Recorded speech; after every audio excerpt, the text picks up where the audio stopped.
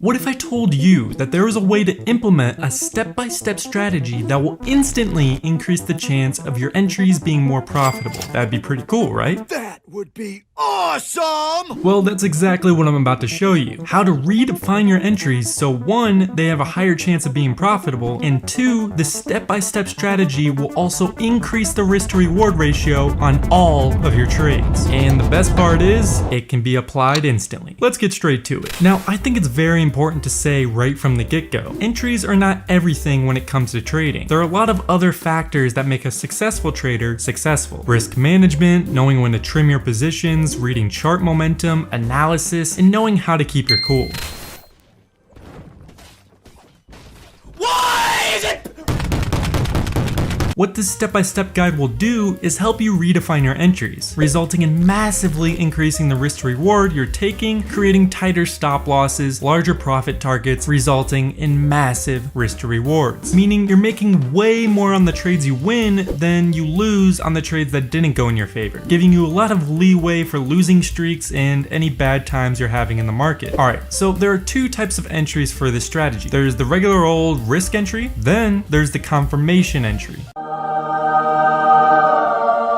So first is the regular old risk entry. The risk entry is the slightly riskier entry, hence the name. Oh, he's the Captain Obvious guy. These entries use buy or sell limits within supply and demand zones. These supply and demand zones are usually on higher time frames like the 1 hour or daily, or can even be supply and demand zones within imbalances. The key point is just really high interest areas. One of the reasons this entry is called a risk entry is because they hold a lot more risk than if you were to wait for a confirmation entry. But there are some pros that come with that. One of the pros about the risk entry is that it's going to provide a greater risk to reward setup, and you're going to have a very tight stop loss. On the other hand, the con of that is they're much more likely to be stopped out compared to the confirmation trades. But with these types of trades, you have to think in the mindset of the bigger picture.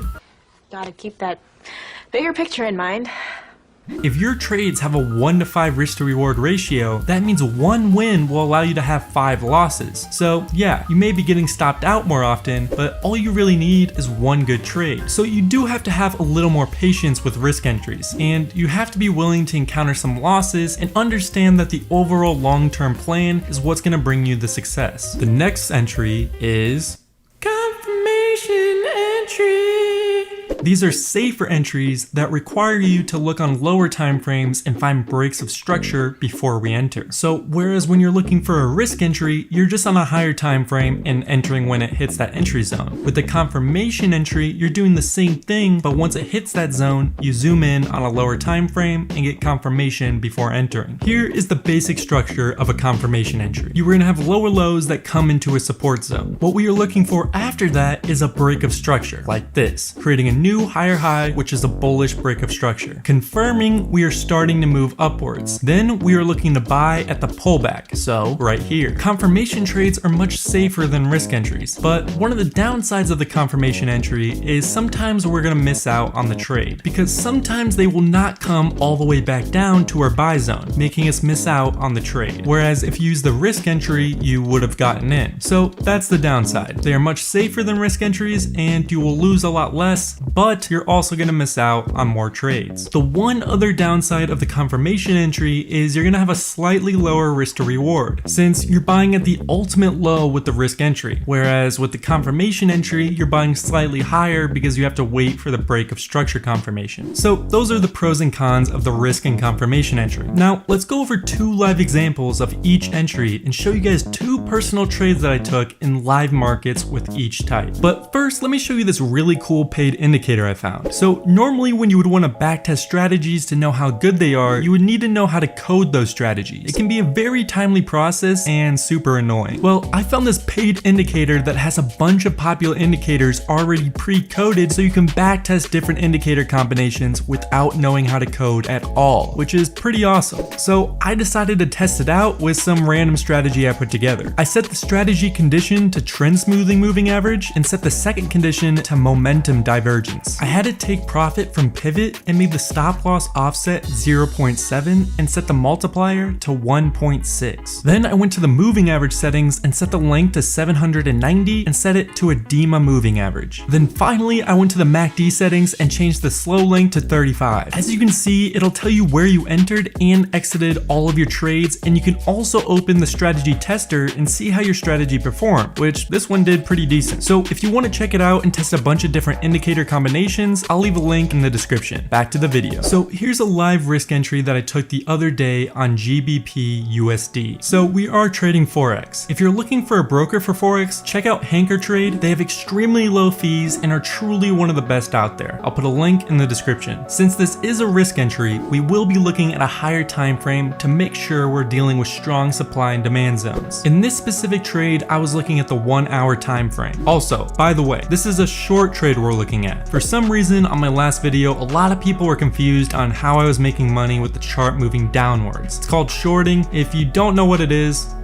do a Google search. But yeah, this is a short trade. So a very key thing to look at is how the chart is moving. As you can see here, it's making many lower lows, but on top of that, it did a bearish break of structure right here. So once I saw all this downward momentum, I decided to take a deeper look and start looking for a potential short trade. So the first thing I did was try to find a very key resistance zone. Here you can see that price resisted here and here, then also hesitated a lot right here. So I made sure to mark this area. After that, we see that price does this. It came all the way back up to our zone. Now, how I personally like playing these types of plays is I like to wait for price to get to the halfway mark of the zone before entering. So right around here. This will make your risk to reward a lot better. So the halfway mark is right here. As you can see, price did not reach this point, so we didn't enter yet. We end up waiting some more and price comes back up all the way to this halfway mark of our zone. This is where we enter our short. I set my stop loss right above the zone and set my take profit at the next major support, which was right here. As you can see, we have nearly a 15 risk to reward ratio, which is absolutely insane. Meaning if all your trades look like this, you can have up to 15 losses for every win. Let's see how this trade plays out. It worked just as we planned and we made an absolute killing off this one trade. Now keep in mind that risk entries will work on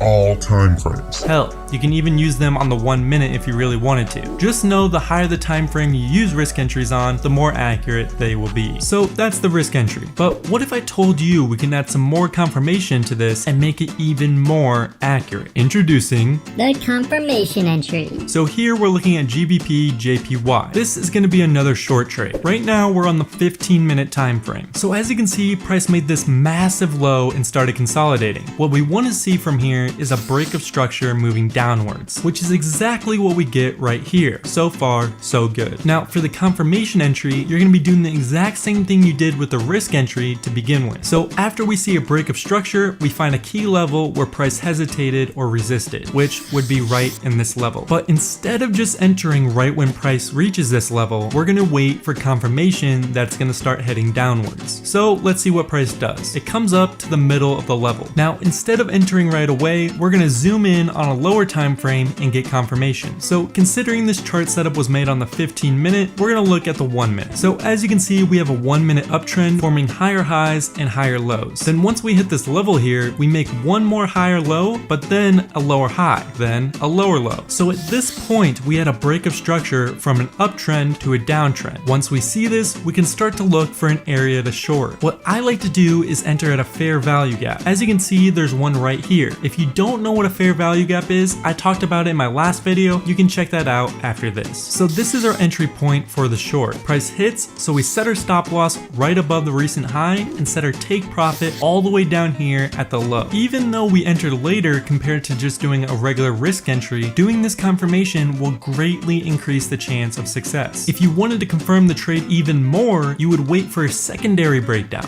Now, I actually love to do this as it really confirms the trade. So you're waiting for a second break of structure, like it does here. Then you would enter at this fair value gap instead. So yeah, you're entering even lower than you were before, but like I said, this really confirms the trade as it's showing us the trend has really shifted. If you do the second confirmation tactic, I'd recommend moving your stop loss to the recent swing high. If you wanted to be really safe, you can keep it at the original high, but I personally move it. In the end, it's up to you. The benefit we have of trading with the confirmation entry is now we have the higher time frame and the lower time frame in agreement, rather than just one, which really confirms the entry and will increase the win rate by a lot. And as you can see, we end up getting another winning trade, making another absolute killing. Hopefully that clears up the two different entry styles. Like I said, both of them have their pros and cons, but in the end, it's up to you to decide which one you like better. If you haven't seen this video yet, I would deeply suggest you watch it, as it's one of the best trading strategies I've found yet, and it has massively changed my trading game. Thanks for watching, and I'll see you guys next time.